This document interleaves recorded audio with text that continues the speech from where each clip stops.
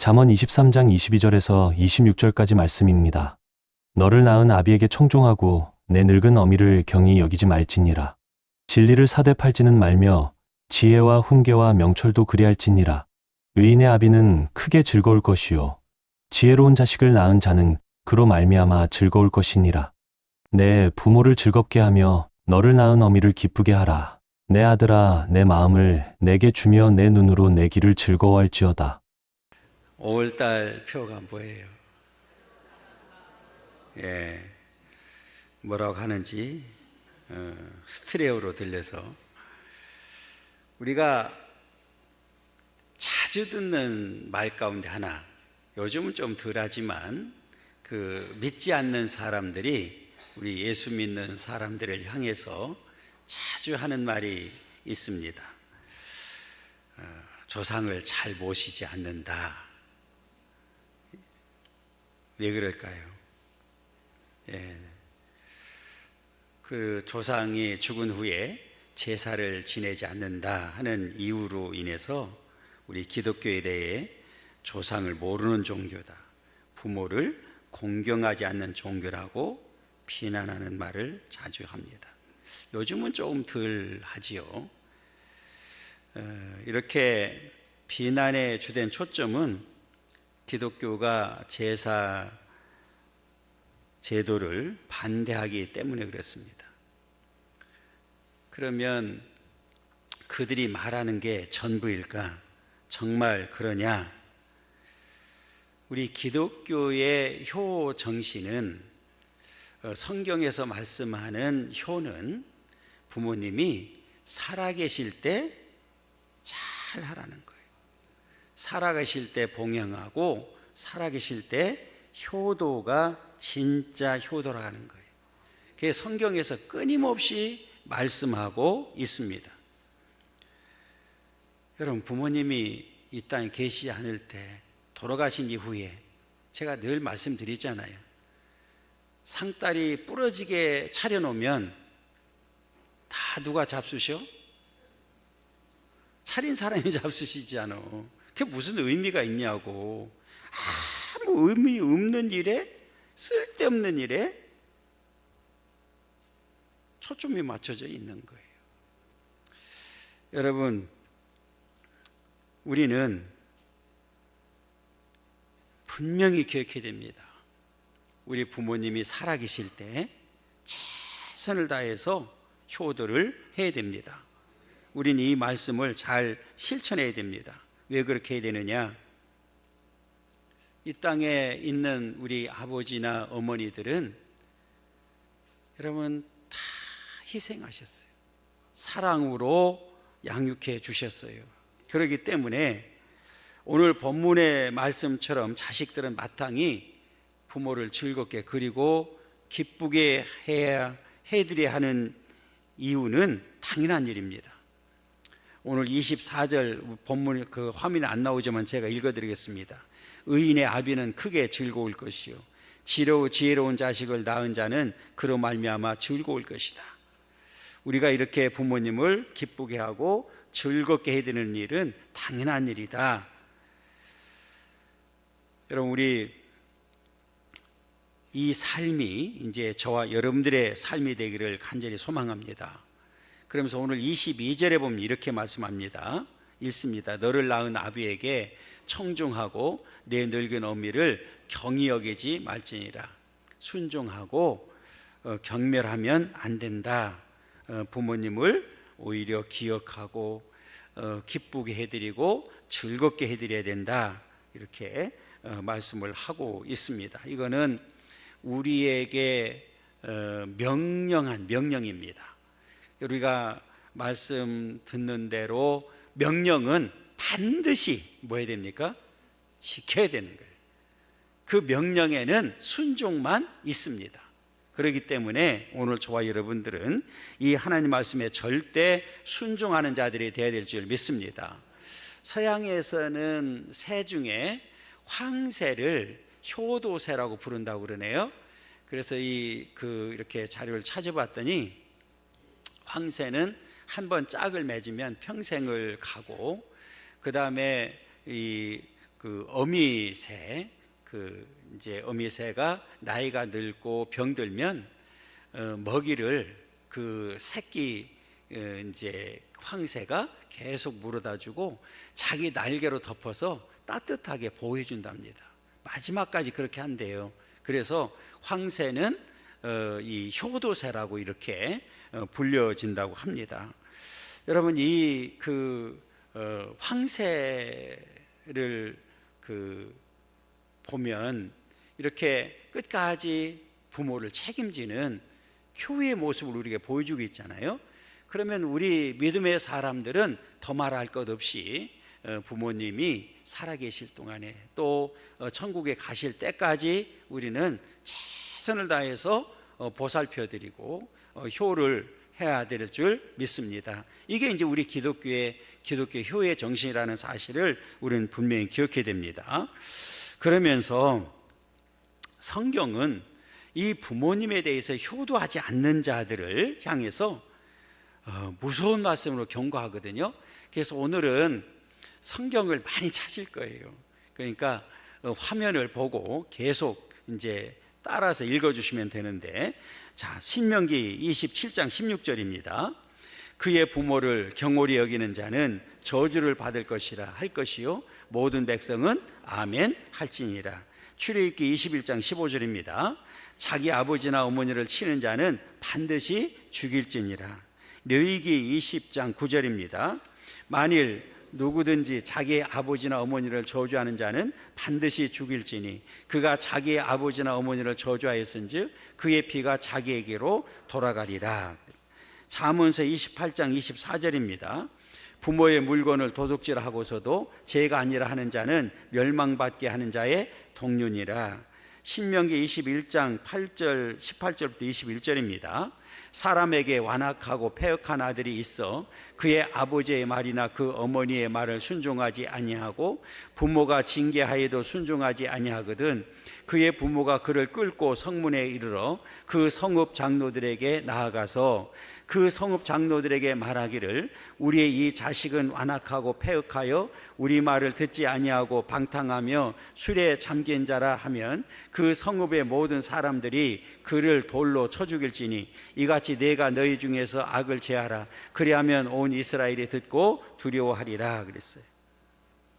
무섭죠? 어떻게 해야 된다고요? 해도 되고 안 해도 되는 거 아니잖아요. 반드시 효를 해야 된다. 그래서 우리에게 낳아주신 부모님에게 효를 하는 것은 당연한 거다. 그래서 성경에서도 그렇게 안 하면 심지어는 뭐 해야 된다고요? 우리 읽었잖아. 죽이라고. 다 갖다 죽여버려야 돼. 무서운 말이거든요. 그러니까 이 말은 반드시 우리 믿음의 사람들은 효를 해야 된다. 이제 그 말이거든요. 또 오늘 본문의 25절 한번 읽어보겠습니다. 내 부모를 즐겁게 하며 너를 낳은 어미를 기쁘게 해라. 그러니까 효도는 궁극적으로 이 부모님을 즐겁게 하고 기쁘게 해드리는 일이다 하는 사실을 우리에게 가르쳐주고 있습니다. 그러면서 잠언서 15장 20절입니다. 지혜로운 아들은 아비를 즐겁게 하여도 미련한 자는 어미를 업신여기니라. 그렇다면 어떻게 해야 부모님을 즐겁게 하며 기쁘게 해드릴 수 있을까를 살펴보면서 함께 은혜 나누고 원하는데요. 자, 첫 번째로는 읽습니다. 주 안에서 부모님에게 순종함이 즐겁고 기쁘게 해드리는 일이다. 가장 먼저는 뭐 하는 자? 순종이죠. 순종. 그죠? 자, 우리 22절 상반절에 보면 너 낳은 아비에게 청종하고. 청종이 뭐죠? 술? 듣는 거잖아요. 듣는 거. 그죠? 그러니까 이 듣는다고 하는 얘기는 뭐냐면 그냥 듣는 걸로 끝나는 게 아니잖아요. 들으면 반드시 실천해야 되죠. 여기까지 말하는 거예요. 그래서 이 청종은 바로 순종이라는 것을 보여주고 있는데 부모님께 순종해야 할 의무를 강조하고 있습니다. 그럼 왜 순종해야 되느냐? 단순히 낳아주셨기 때문에 오늘 너를 낳은 아비에게 그랬거든요. 물론 우리에게 생명을 주신 분이기 때문에 우리를 낳아서 여기까지 길러주셨기 때문에 당연히 그렇게 해야 된다. 그런데 우리가 잘 아는 대로 성경에서는 우리 부모님을 하나님을 대리자라고 표현했어요. 대리자입니다. 그렇기 때문에 이 부모님에게 그 부모님과 우리 자녀와의 관계를 통해서 하나님과 우리의 관계를 설정하게 되고, 그 부모님과의 그 사랑 관계를 통해서 하나님과의 사랑 관계를 이야기하고 있거든요. 그래서 이 부모의 사랑을 통해서 하나님의 사랑이 어떠한지를 우리에게 가르쳐주고 있습니다. 그렇기 때문에 요한 같은 경우는 뭐라고까지 얘기했냐면, 이 땅에 보이는 사람도 사랑하지 못하면서 보이지 않는 하나님을 사랑한다는 것은 거짓말이다까지 얘기했어요. 그렇기 때문에 오늘 우리 저와 여러분들은 이 땅에 계시는 이 부모님을 사랑하고 효도하는 일은 당연한 일이다, 이렇게 우리가 볼 수 있는데, 자, 에베소서 6장 1절에 보면 이렇게 얘기합니다. 자녀들아, 주 안에서 너희 부모에게 뭐라고요? 순종해라. 이것이 옳다 그랬어요. 순종해야 된다. 골로새서 3장 20절에 보면 자녀들아, 모든 일에 부모에게 순종하라. 이는 주 안에서 기쁘게 하는 것이다. 순종하라고 그랬어요. 그래서 이 순종하라고 하는 언어적으로 이 그 세 가지 의미를 가지고 있는데, 첫 번째는 듣는 게 순종입니다. 앞에 잠깐 말씀드렸던 대로 부모님이 말하면 예하고 우리가 잘 듣고 답해야 되죠. 그 다음에 두 번째로는 복종하는 거예요. 그러니까 뭐 듣기만 하고 행동을 옮기지 않으면 아무 의미가 없죠. 세 번째로는 의무를 수행하는 게 순종입니다. 그러니까 이 부모님의 말씀을 잘 듣고 복종하고 의무를 수행하는 것. 그러니까 사실은 부모님에게 효도하는 일은 우리에게 주어진 의무입니다. 의무. 그러니까 반드시 해야 된다는 사실을 말씀을 통해서 우리에게 다시 한번 가르쳐주고 있습니다. 여러분, 여기에서 한 가지라도 빠지면 진정한 효가 아니라는 거예요. 그렇기 때문에 오늘 우리가 잘 듣고 복종하고 의무를 수행함으로 인해서 온전한 효도하는 그런 복된 삶이 되기를 간절히 소망합니다. 우리 큰 두 번째로는 있습니다. 부모님을 주 안에서 공경함이 즐겁게 해드리는 일이다. 첫 번째는 순종함이고, 두 번째는 뭐예요? 공경이죠. 공경. 자, 출애굽기 20장 12절입니다. 내 부모를 공경하라. 그리하면 내 하나님 여호와가 내게 준 땅에서 생명이 길리라. 그래서 내 부모를 공경하라. 그러니까 오늘 이 말은 각자 다 부모가 있잖아요. 그 부모를 뭐 해야 된다고요?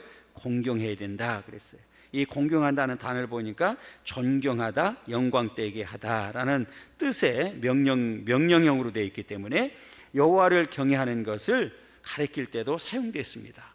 잠언서 3장 9절에 보면 이렇게 얘기합니다. 내 재물과 내 소산물의 처음 익은 열매로 여호와를 공경하라. 똑같은 단어 썼어요. 원어적으로 보면 부모를 공경하라, 여호와를 동경하라, 이 똑같은 말씀인데, 이 얘기는 뭐예요? 이 부모님을 공경하는 일이 얼마나 중요한 일인지를 보여주고 있거든요. 그러니까 결국은 부모님을 공경하되 하나님을 공경하듯이 해야 된다. 이런 뜻을 이제 담고 있습니다. 여러분, 이 땅에 사는 동안에 이렇게 부모님을 잘 공경하기를 원합니다. 자, 에베소 6장 2절은 이렇게 얘기해요. 내 아버지와 어머니를 공경하라. 이것은 약속이 있는 첫 계명인데, 약속이거든요. 이거는 반드시 지켜야 될 첫 약속이라는 사실을 우리는 분명히 기억해야 됩니다. 그래서 앞에 말씀드렸던 대로 중요한 사실은 언제 해야 된다고요? 부모님이 살아계실 때 순종하고 살아계실 때 공경하는 거예요. 그래서 오늘 주자 10회 가운데는 이런 말이 있더라고요. 사람이 어려서 공부를 하지 않으면 커서 후회하게 되고, 돈이 있을 때 절약하지 않으면 가난하게 되었을 때 후회하게 되고, 부모님이 살아계실 때 효도하지 않으면 돌아가신 후에 후회하게 된다. 이거 뭐 모르는 사람이 누가 있어요, 그죠? 그런데 이게 우리는 어떤 경우라도 후회하는 효에 대해서만큼은 후회하면 안 된다는 겁니다. 그래서 돌아가실 다음에 여러분 제가 말씀드렸지만 묘를 화려하게 하고 그 다음에 상다리 부러지게 차린들 무슨 의미가 있어요? 아무 의미 없는 거예요. 우리가 어렸을 때는 제사를 오래 했던 집은 3년까지 했어요. 탈상을 하잖아요. 안 해봤어요? 우리 아버지 어머니가 그 신앙생활을 늦게 했기 때문에 제 할머니가 저 초등학교 4학년 때가 돌아가셨거든요. 그런데 지금도 생생하게 기억하는 게 있는데 뭐가 있냐면 안방 그 쪽에 이렇게 상을 항상 놓고 그 영정 사진을 놓잖아요.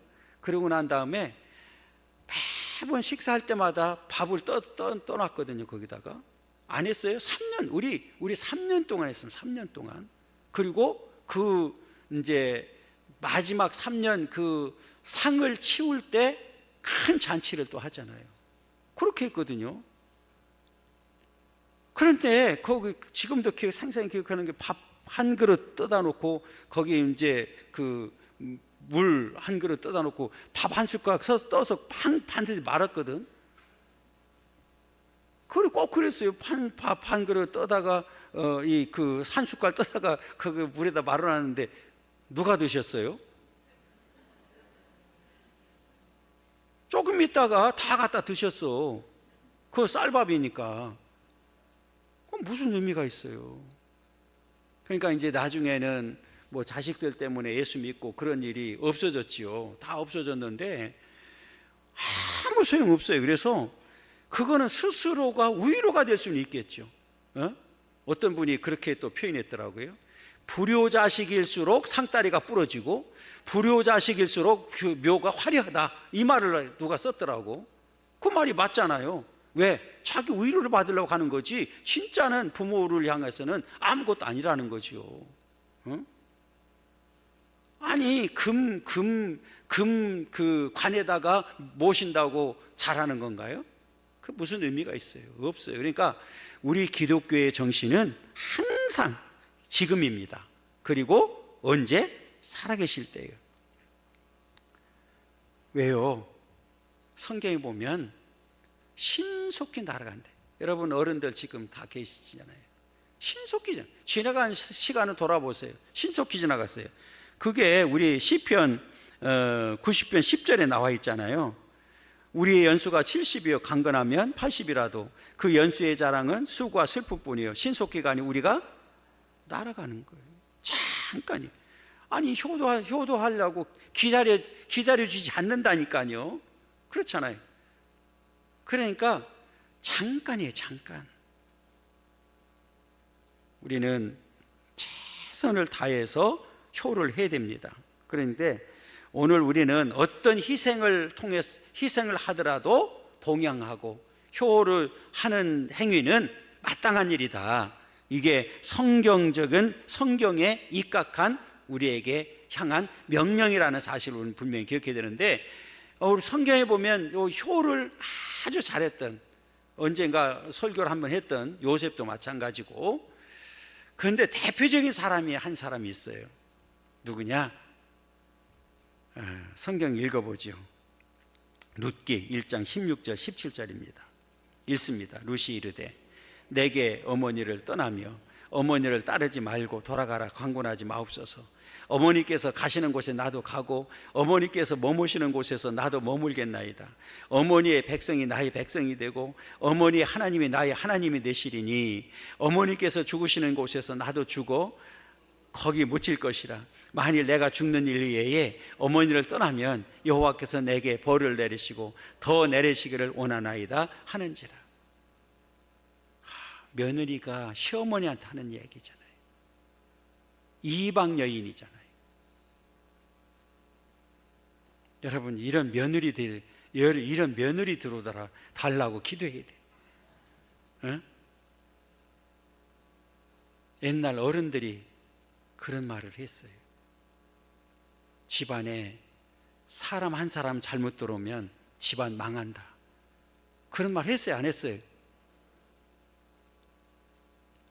이 룻은 이 시어머니를 내가 죽는 일 이외에는 떠날 수 없습니다. 어머니가 죽는 곳은 나도 죽을 겁니다. 이렇게 효를 했거든요. 참 아름다운 모습을 우리에게 보여줬습니다. 그 다음 우리 큰 세 번째로는 부모님의 가르침과 훈계를 잘 듣는 자가 부모님을 즐겁게 해드릴 수 있다. 그건 뭐 마땅한 거죠. 그렇잖아요. 훈계와 가르침을 잘 듣는 자들. 요 세 번째는 내가 다른 말 아무것도 안 하려고 그래요. 성경을 찾아서 딱 나눠주려고 합니다. 자, 우리 신명기 6장 6절부터 7절 지난주에서 읽었었던 구절입니다. 읽습니다. 오늘 내가 네게 명하는 이 말씀을 너는 마음에 새기고 네 자녀에게 부지런히 가르치며 집에 앉았을 때에든지 길을 갈 때에든지 누워있을 때에든지 일어날 때에든지 이 말씀을 강론할 것이며, 이 얘기는 뭐예요? 부지런히 가르쳐야 된다는 거. 정말 아예 자녀들이 잘 되고 부모의 훈계를 듣고 그들이 정말 하나님 앞에 바르게 살아가게 하려고 그러면 가르쳐야 되는데, 가르치려면 내가 먼저 알아야 되잖아요. 그렇죠? 내가 먼저 말씀을 마음판에 새기고 가르치는 자가 돼야 된다. 그 다음에 잠언서 1장 8절 9절입니다. 내 아들아 내 아비의 훈계를 들으며 내 어미의 법을 떠나지 말라. 이는 내 머리에 아름다운 관이요 내 목에 금사슬이니라. 잠언서 5장 1절부터 2절입니다. 내 아들아 내 지혜에 주의하며 내 명철에 내 귀를 기울여서 근신을 지키며 내 입술로 지식을 지키도록 하라. 잠언서 13장 24절입니다. 매를 아끼는 자는 그의 자식을 미워함이라. 자식을 사랑하는 자는 근실이 징계하느니라. 잠언서 19장 18절입니다. 내가 내 아들에게 희망이 있은즉 그를 징계하되 죽일 마음은 두지 말지니라. 잠언서 23장 13절 14절입니다. 아이를 훈계하지 아니하려고 하지 말라. 채찍으로 그를 때릴지라도 그가 죽지 아니하리라. 내가 그를 채찍으로 때리면 그의 영혼을 수월에서 구원하리라. 잠언서 29장 19, 15절입니다. 채찍과 꾸지람이 지혜를 주거늘 임의로 행하게 버려둔 자식은 어미를 욕되게 하느니라. 왜 우리가 말씀으로 잘 양육해야 되는지를, 왜 훈계해야 되는지를 분명히 가르쳐주고 있습니다. 그러나 반대로 불효자는 징계와 저주를 받아 치욕스러운 죽음을 당하게 되는데, 잠언서 30장 17절입니다. 읽습니다. 아비를 조롱하며 어미 순종하기를 싫어하는 자의 눈은 골짜기의 까마귀에게 쪼이고 독수리 새끼에게 먹히리라. 이게 뭐예요? 짐승의 밥이 된다는 거잖아요. 그러니까 비참한 종말이 있다는 사실을 우리에게 분명히 가르쳐주고 있습니다. 그 다음에 큰 네 번째로는 부모님에게 내 마음을 드려야 진정한 효도다. 마음이 없는, 그렇잖아요, 형식적으로 하는 거는 진짜 효도가 아니라는 거예요. 오늘 본문에 가르쳐주는데 26절 보세요. 내 아들아 내 마음을 내게 주며 내 눈으로 내 길을 즐거워할지어다. 내 마음을 내게 주며 그랬어요. 내 마음을 내게 주라. 오늘 이 내 마음이라고 하는 단어를 원어적으로 찾아보니까 이렇게 되어 있어요. 감정과 지성과 양심의 자소로서 인간 내면을 총체적으로 나타내는 표현이다. 그러니까 내 마음을 내게 주면은 전인으로서 모든 것을 다하는 헌신을 요구하는 표현으로 이해할 수 있다. 그러니까 하나님을 향해서도 마찬가지고 우리 부모님을 향해서도 마음이 담겨져 있다는 거예요. 우리가 어떤 선물을 할 때도 뭐가 담겨 있어야 돼요? 마음이 없으면, 그렇잖아요. 마음이 담겨져야 되잖아요. 부모님에게 하는 일, 효도도 뭐가? 마음이 먼저 가야 된다는 거예요. 그럼 마음이 멀어지면 효도할 수 있습니까? 없습니까? 없어요. 그렇잖아요. 그래서 이 마음이 얼마나 중요한지를 보여주는데, 그 부모님을 즐겁게 효도하기 위해서는 마음으로부터 우러나오는 사랑으로 부모님을 대해야 된다는 거예요. 따뜻한 마음으로, 따뜻한 사랑으로 해야 된다. 여러분, 이렇게 거기에는 감사하는 마음이 있어야 되고 정말 사랑하는 마음이 있어야 되고 빚진 자의 마음이 있어야 이런 진정한 마음을 담아서 효도를 할 수 있다, 그 말이거든요. 여러분, 우리가 살아가면서 때를 놓치면 안 돼. 제가 늘 말씀드리지만 효도 그렇잖아요. 때를 놓치면 할 수가 없어요. 제가 가끔 요 어버이 때만 되면 저는 어머니에 대해서는, 제가 아버지는 제가 저 혼자 사실은 임종을 했거든요. 그리고 이제 마지막까지 제가 지켰는데, 어머니는 장례를 4일장, 저하고 미국에 있는 형님 때문에 4일장을 했는데, 미국에 있는 형님은 와서 장례식에 참여를 했어요. 그런데 저는 참여를 못했습니다. 그때 전수사 때이기 때문에 혼자 있었고, 지금처럼 핸드폰이 있는 것도 아니고, 그러니까 도로 다닐 때고 뭐 기도원 다니고 뭐 이렇게 할 때니까 연락이 안 되는 거예요. 뭐 제 동생이 제가 있는 집에 왔다도 가고, 뭐 전보도 와 있었고 이제 했는데 연락이 안 돼서 못 갔어요. 그래서 제가 수요일 날 교회 가려고 이제 혼자 살 때니까 방에 문을 딱 여는데 종이가 하나 딱 떨어지더라고요. 펴보니까 전보예요, 전보. 어머니 사망했다고는 전보예요. 그래서 그 자리에서 이제 공중전화로 시골에 이제 전화를 했는데, 이미 저녁 때 되니까, 수요일 날 저녁 때 이제 교회 가려고 했으니까 이미 다 산에 모시고 집에 온 상태더라고요. 그리고 저는 내려가서 택시 타고 이렇게 집에 들어갔는데, 지금은 그냥 고속도로 뚫렸으니까 몇 시간이면 가지만 그때는 하루 종일 가야 되는, 그래서 굉장히 지금도 생각하면 너무너무 마음이 아파요. 그러니까 저같이 후회하지 말고, 부모님이 정말 살아계실 때 마음을 참 담아서 사랑으로 효도하기를 원합니다. 여러분, 이거는 정말 후회하면 안 돼요. 후회하면 안 됩니다. 그리고 이제 마지막 우리 네 번째로는, 이렇게 효도한 자들에게 주어지는 축복이 있는데, 첫째는 형통의 복을 준다. 출애굽기 20장 12절, 내 부모를 공경하라, 그리하면 내 하나님 여호와가 내게 준 땅에서 내 생명이 길리라. 여기 생명이 길다고 하는 것은 물론 하나님께서 그렇게 만들어준다고 하는 의미도 있지만, 단순히 이렇게 생명의 연장뿐만 아니라 그의 생명이 다하는 날까지 하나님께서 책임져 주시고 복되게 하겠다고 하는 약속이거든요. 그래서 이 말은 하나님께서 형통의 복을 주시겠다고 하는 약속입니다. 그래서 부모님을 잘 모시게 되면 네가 형통케 되는 복을 받게 된다, 이제 이런 뜻이고요. 그래서 바울도 이렇게 말씀했어요. 에베소 6장 3절에 보면, 이로써 내가 잘되고 땅에서 장수하리라. 내가 잘된다, 범사에 잘되는 축복을 주시겠다고 분명히 약속했습니다. 두 번째로는 장수의 복과 영원한 복을 누리게 되는데, 이 복은 자자손손 천대가로 복을 받는 축복을 말합니다. 신명기 5장 16절에 보면, 너는 내 하나님 여호와께서 명령한 대로 내 부모를 공경하라. 그리하면 내 하나님 여호와가 내게 준 땅에서 내 생명이 길고 복을 누리리라 그랬고요. 잠언서 4장 10절에 보면, 내 아들아 들으라, 내 말을 들으라, 그리하면 내 생명의 해가 길리라, 이렇게 말씀했습니다. 이 말은 장수하는 것뿐만 아니라 그들의 후손이 잘 되고 대대로 복을 받게 된다는 사실을 분명히 가르쳐주는 그런 내용입니다. 셋째로는, 효도를 하면 누가 행복해진다고요? 부모님은 앞에 그랬잖아요. 부모님을 기쁘게 해드리고 즐겁게 해드리면, 그렇게 한 본인은 어떻게 된다고요? 행복한다는 거. 그러면 내가 행복하면 누구도 또 행복해요?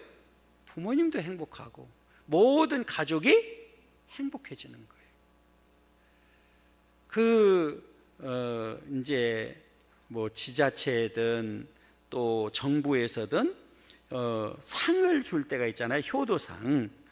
효도상을 받는 사람들의 공통점이 있어요. 공통점이 뭐냐면, 희한하게 받은 사람들의 공통점이 거의 부자가 없어요.